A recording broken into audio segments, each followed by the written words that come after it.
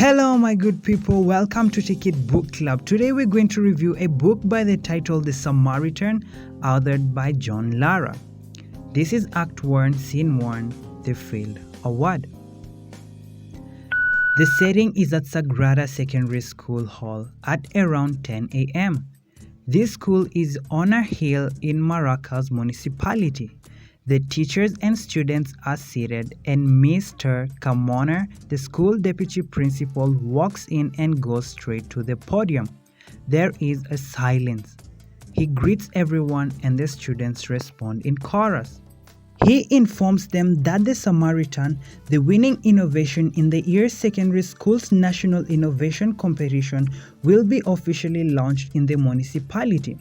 The event will be presided over by His Worship Honorable Mossy, the Mayor. The Mayor, few distinguished municipal leaders, and the members of the local school board have arrived in school and will shortly come into the hall. The students were to remain standing and quiet until the guests are all led into the hall by the principal.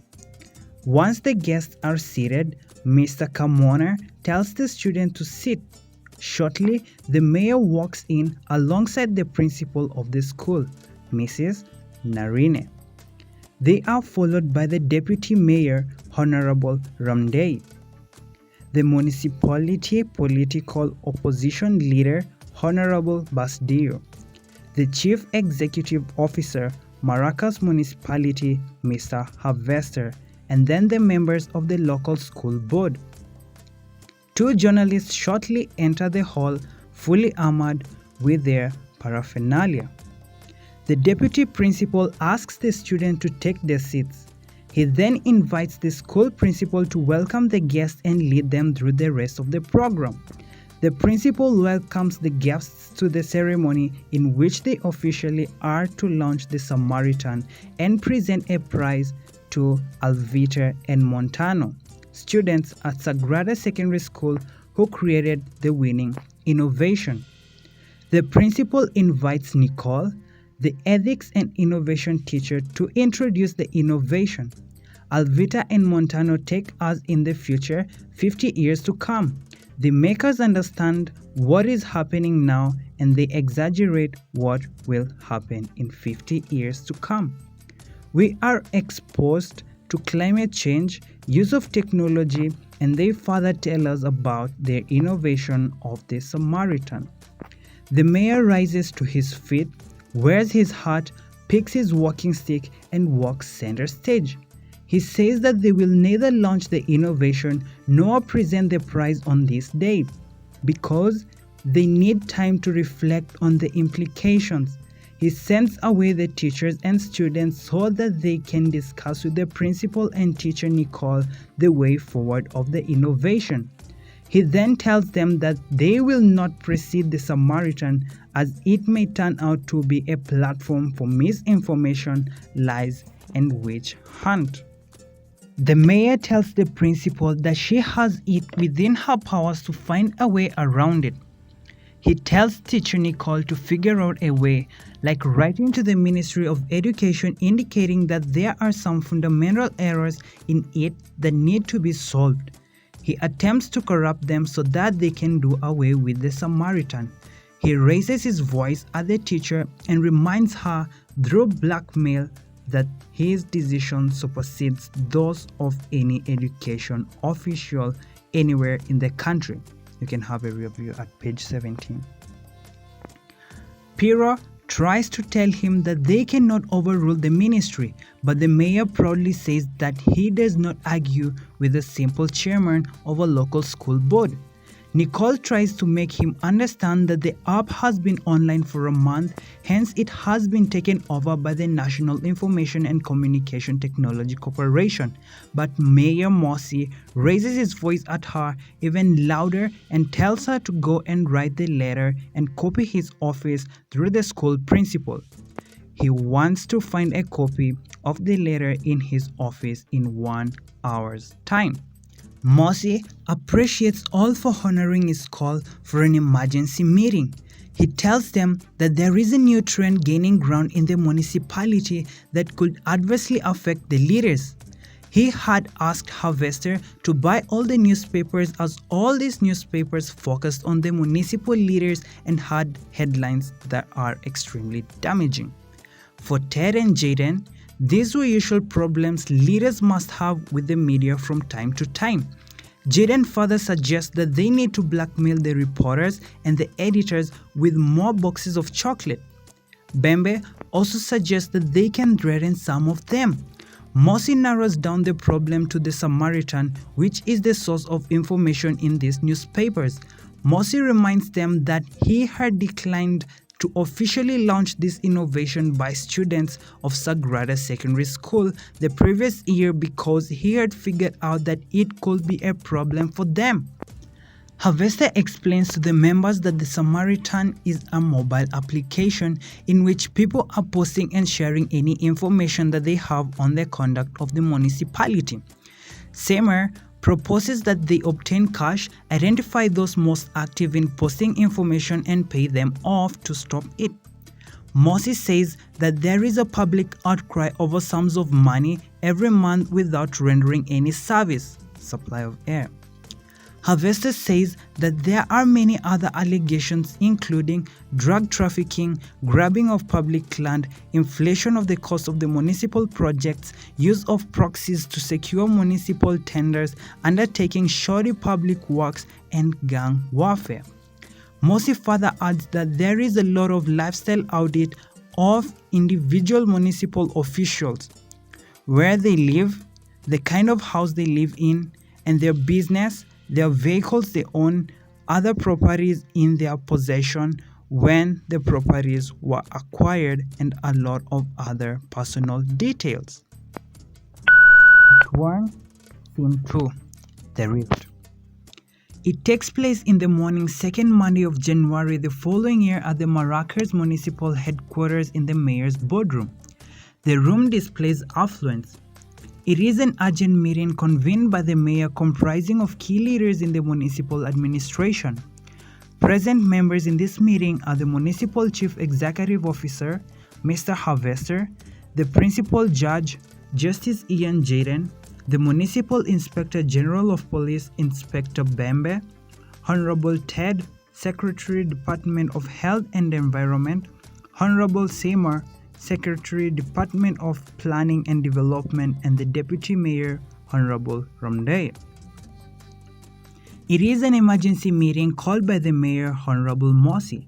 After attending a closing ceremony at Sagrada Secondary School, this kit is also available on the application called the Samaritan, which is likely to have been viewed by Mosi finds out whether the members have read the newspapers. They negatively swing their heads, confirming that they haven't read the newspapers. The mayor then picks the newspapers and reads the headlines aloud. The mayor finds out that the headlines are exposing the rot in Maracas municipality.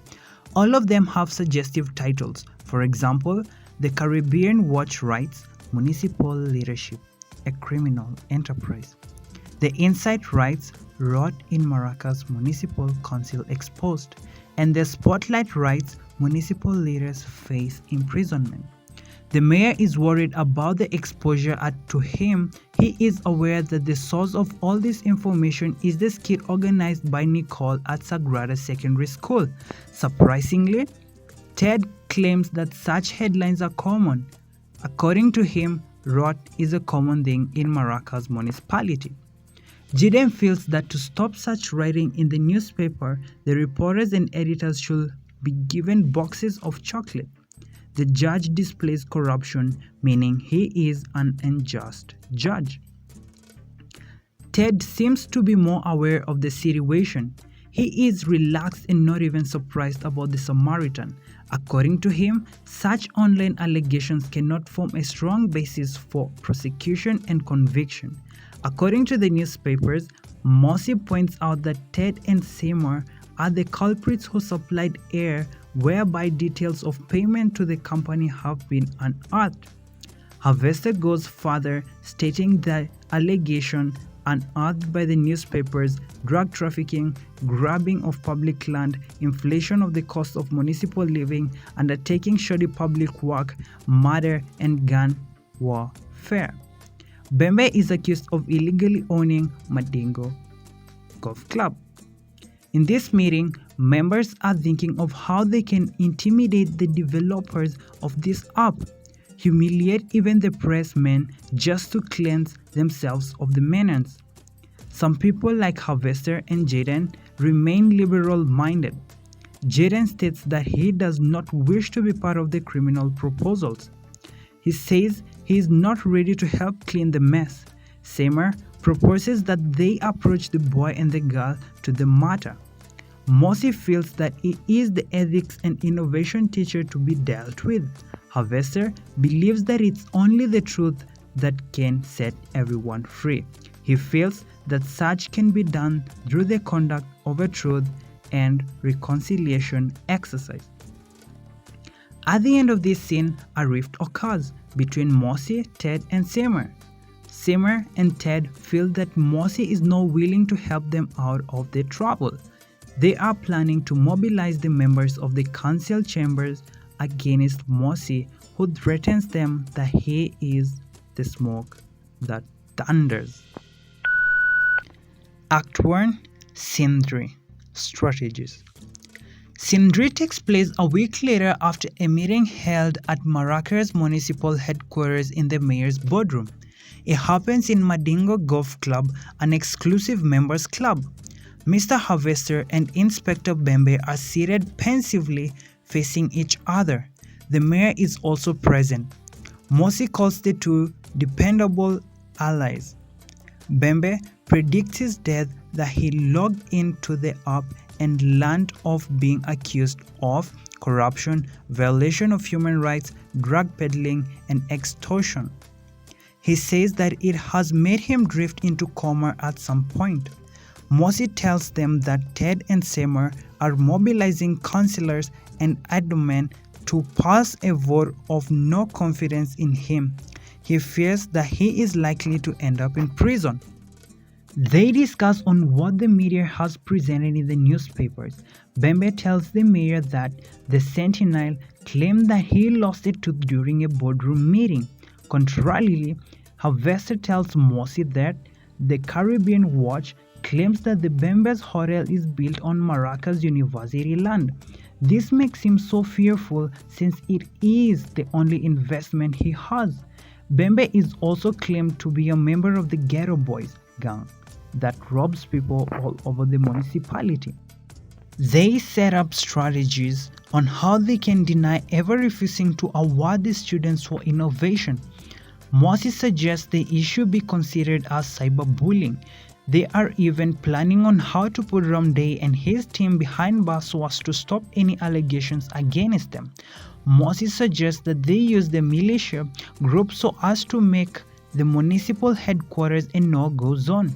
They plan to use the black man who heads the Red Eagle gang, bringing down the Samaritan and convincing Nicole against pursuing the app. Mossy, however, believes Nicole might be a challenge to them. Bembe suggests he has ways of making people switch allegiances. They agree on implementing all possible measures and reviewing them where needed. Scene 1, Fear. The following Monday, around 8, at the Sagrada Secondary School, Nicole is visited by Alvira and Montano in her office. They are afraid that the mayor gave Nicole an ultimatum to stop the play, The Samaritan.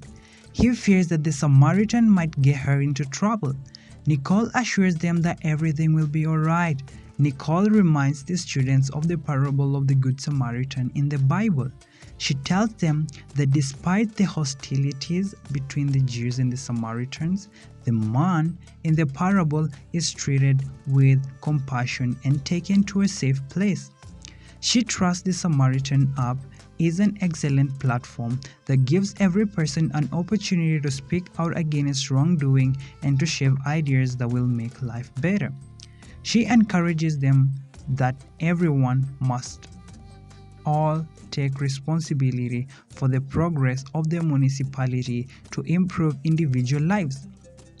Alvera says the app will not help as the leaders will not allow it. Nicole assures them that the Samaritan will change the history of the municipality. Montano says that Mrs. Nicole may be in danger because they heard what the mayor said. Alvarez says that the Samaritan has been all over the newspapers, radio, and TV channels for over 2 months and has grown so big and it is no longer suitable for them. Nicole criticizes the life of the leaders. The salaries leaders earn are known and cannot afford flowery lifestyle. Yet, the leaders own big vehicles, huge houses, and have plenty of money. You can review that on page 53. She advises the students to stand firm with the app and demand that the leaders do things right. She urges them to pursue the app.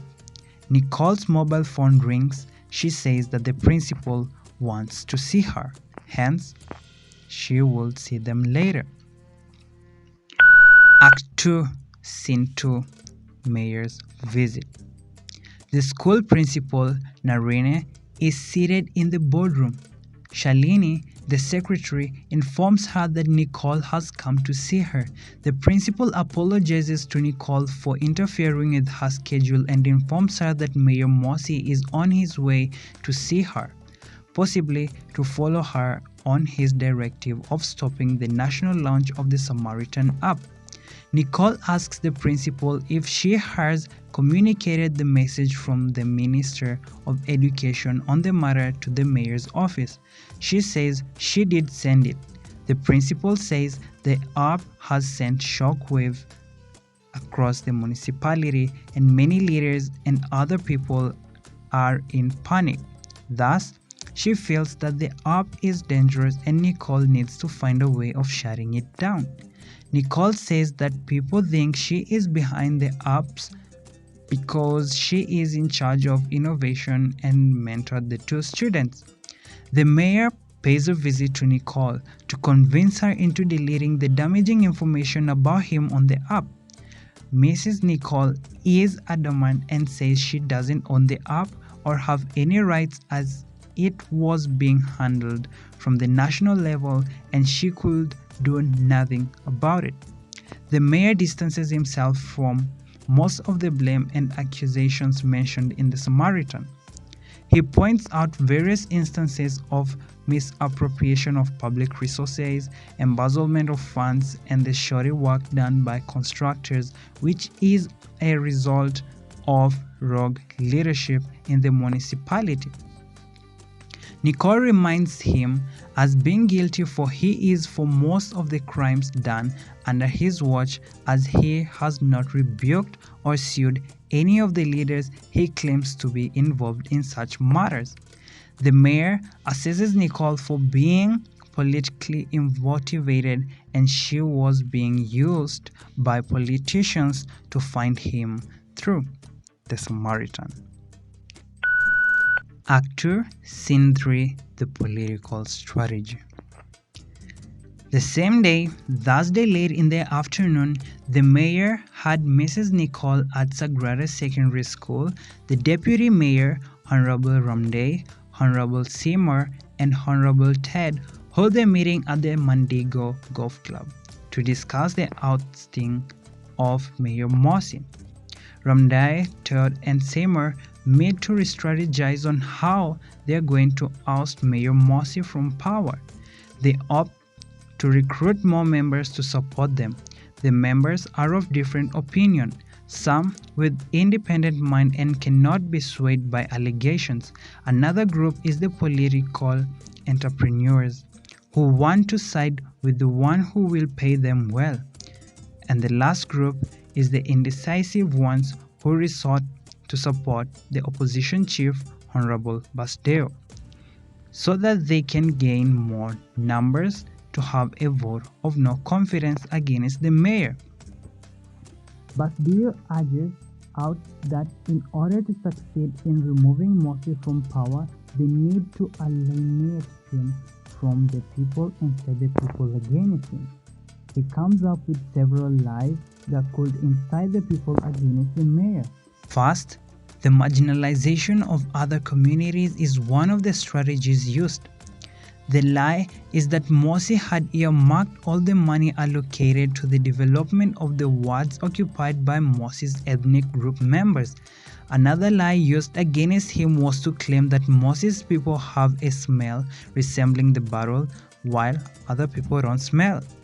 Basdir suggests that they should convene a huge political rally, and Honorable Ted is to distribute the topics to the councillors and aldermen who are on their side so that they can prepare adequately for the speech. The rally is to be held on Wednesday. Thank you for watching and listening this piece from Ticket Book Club. Subscribe if you're not yet subscribed, turn on the notification bell and share with your family and friends. Catch you in the next one.